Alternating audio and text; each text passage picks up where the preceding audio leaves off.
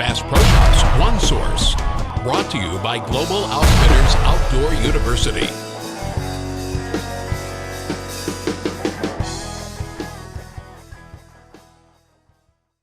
Terry Hetrick here with Go Shooting. We're back once again with History Channel's top shot, Chris Reed. Chris, what do you want to work on today? Terry, every September I go out to Missouri, to Branson, Missouri on Table Rock Lake, and I compete in Field and Stream's Total Outdoorsman competition. And it's like just an endurance competition to find out who the total outdoorsman is in the country. But it involves archery, shotgun, rifle, bass fishing, trout fishing, just a whole variety of things. And what I need help with from you is on the 5-stand stage, they have a spring and teal target. And it's usually the toughest target on the course. And does that mean you get more points for hitting that target? It's a 10-point bird. Wow. And the points vary anywhere from a 2-point to all the way up to a 10-point bird. And it's at the furthest distance, and this thing probably goes 60 feet in the air, you know. I just need to make sure that I can hit that bird when I go to this competition. That has to be one you have in the back. Yep. That way you got your 10 points. Right. And you know, a spring and teal has a couple of advantages and a couple disadvantages. The advantage is it's going so high that you got something on your side. You got gravity on your side to kind of help it slow down. Right. The disadvantage, it's one that everybody wants to hit, and we're really anxious to see whether or not we hit that target. And it's a very easy target to kind of move your head off the gun, see what happened, and you're moving the rear sight and the gun doesn't shoot in the right place. Gotcha. Let's walk up and shoot a couple, and let's practice real hard, keeping that head nice and still on the gun, so we're anchoring the rear sight, your right eye, so that gun will shoot right where you look. Grab your gun and let's shoot a couple. All right, target and focus so your hands will do the right thing. What we're worried about is staying still on the gun, head still on the gun. Okay. Oh! One more time, good shot.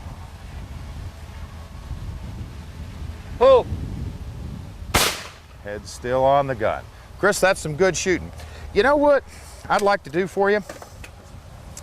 Let me demonstrate, if you wouldn't mind, how I would stay on the gun on that and keep that gun shooting where I look. Let me grab my blazer here. Okay. And what I'd like you to do is hop right up here beside me. Now, the show isn't out there. What I want you to watch is how my head stays still on the gun and how long it stays still on the gun. Let's see what we can do here. I believe if you push that button, you'll get me a spring and teal. Okay, let's watch how I keep my head still on the gun the entire shot. Are you ready? Trapper ready. Paul.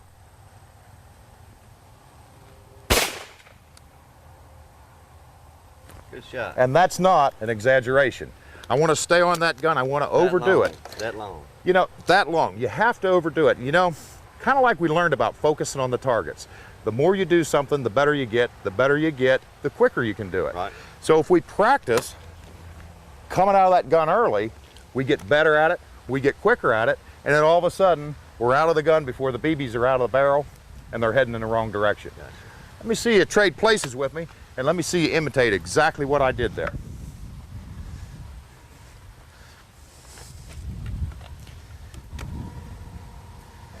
And actually, I'm going to count 1 1,000, 2 1,000. Try to keep your head still on the gun for 2 full seconds. Gotcha. Pull. 1 1,000, 2 1,000. That's perfect. You shoot them like that every time, buddy, they'll all come apart. One more time. Pull. 1,000, 2 1,000. Chris, that's perfect. Does that make sense? It does, man. You're really, truly making that gun shoot where you look. Go out, and every time you go out, you ought to practice that. That's actually something you have to make yourself do. It's going to make you a better shot in the field as well. This is Terry Hetrick and Chris Reed for Go Shooting.